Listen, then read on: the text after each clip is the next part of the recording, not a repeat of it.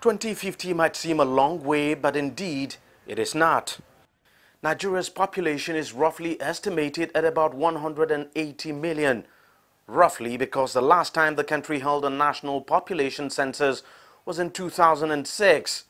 It's been struggling to hold another one, but has so far not been able to do so because of funding challenges. The report by the UN body is therefore a real wake-up call for the country. When you take cognizance of the inadequate infrastructures that is provided by the government that is on the ground in Nigeria, and it becomes very frightening. Every year, we are seeing millions of able-bodied young people entering the labor force. There are people who've been on the labor market for years who are either underemployed or not employed at all. If we're adding to that rank of people who do not have any way of, of earning a living, I think we're storing up a lot of problems.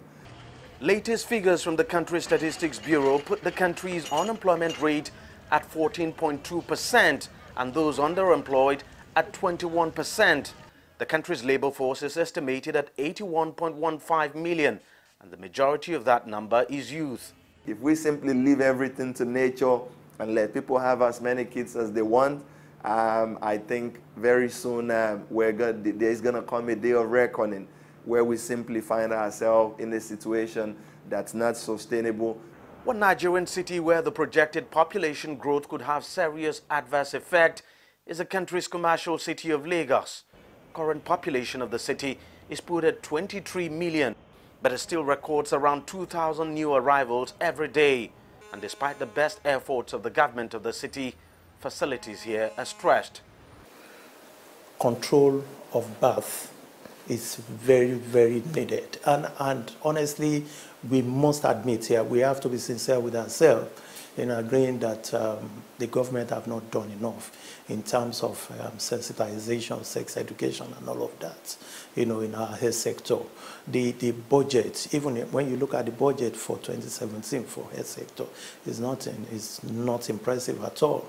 To my mind, the most promising is actually to improve girls' education. In this way, you're naturally going to reduce the number of young women who are entering parenthood too early. That has a very promising potential to limit the overall population growth rate. For many years now, Nigeria has been seriously struggling to address its housing deficit of over 17 million. The projected increase in population might make things harder in that regard. Everyone seems to agree the country needs some kind of population control measure, but enforcing one is going to be difficult in a country where religious sentiments rank very high. Deji Badmus, CGTN, Lagos, Nigeria.